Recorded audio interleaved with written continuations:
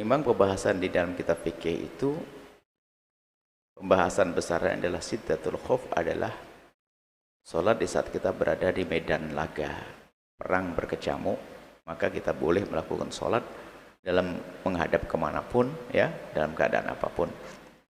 Akan tapi para ulama menjelaskan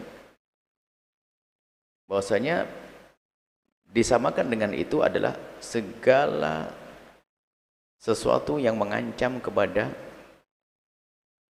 harta Anda, nyawa Anda, kehormatan keluarga Anda, al-kulliyat al-khamas itu, akal Anda lagi sholat, Allahu Akbar, na'udzubillah, semoga dijaga semuanya. Ada anak perempuan mau diganggu oleh seorang laki-laki, Anda boleh sambil jarang perang dengan dia tanpa membatalkan sholat. Cuman ini permasalahannya adalah seandainya Anda ingin tidak membatalkan sholat. Kalau membatalkan sholat, babnya apakah haram atau tidak, ini ada udzur dalam keadaan semacam itu. Cuman kalau Anda tetap mempertahankan sholat, sah, aman, insyaAllah. Lagi sholat begini, ada gempa, ada mungkin yang dianggap lebih istimewa, ada nggak kuat, nggak khusyuk dia, kabiro, alhamdulillah, wah, goyang, ayo. Ada yang batalkan begitu saja, tidak dosa, menakutkan. Tapi kalau Anda tidak ingin batalkan sambil keluar, tetap Anda membaca sholat, sah. Ini kan masalah keabsahan saja, sah. Makanya ada berita, ada orang gempa bumi hebat banget, dia tanpa bergeming tetap di bangunan itu. Bisa jadi malah mengarah kepada bunuh diri, tahu genteng mau jatuh kok. Yang membatalkan jauh lebih aman, membatalkan pergi, atau tidak membatalkan tapi pergi pakai ilmu dia. Ayo, ada 3 model kan. Di saat gempa, rung ini, wah, jatuh, mati dia. Dan kita tidak boleh membiarkan diri kita dalam kehancuran. Wala tulqu bi'aidikum ila tahlukati. Ada 3, yang satu tetap bertahan, wah, kejatuhan tiang, mati beneran, ayo.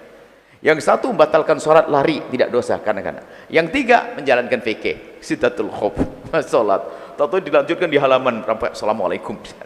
Nah ini ada 3 model. Tapi orang mungkin terkagum, ajib, subhanallah, khusyuknya hebat, sholat nggak terganggu. Oke, biarkan, tidak apa-apa. Mungkin dia tidak ingat, tidak sadar, tenggelam dalam kecintaan pada Allah mungkin. Tapi kalau tahu ini tiang mau runtuh, masih ada di situ, bentar aja bisa lari seharusnya, gitu kurang lebih. Mengejar harta tentunya di saat mungkin untuk kita jangkau, betul. Kalau lari yang kemana, dibawa maling di mana, sudah di Surabaya, terus mau gimana lari kita? Maksudnya adalah di depan. Kalau malingnya berhenti, kita berhenti. Batasan itu maksudnya adalah kita mengejar maling yang sekiranya harta kita tidak hilang. Kalau malingnya berhenti kita. Malingnya jalan-jalan lagi sampai ditinggalkan sama maling. Melawan malingnya, berantem. Ini seperti itu. Tapi maling nggak ada, terus kemana ya? Betul, maksudnya ada batasan itu.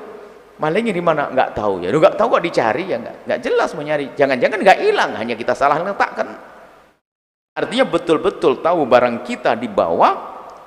Dan jika saya tetap biarkan saya sholat, bisa hilang itu loh. Tapi kalau ternyata sudah hilang jauh, tidak ada harapan ketemu, ngapain dicari?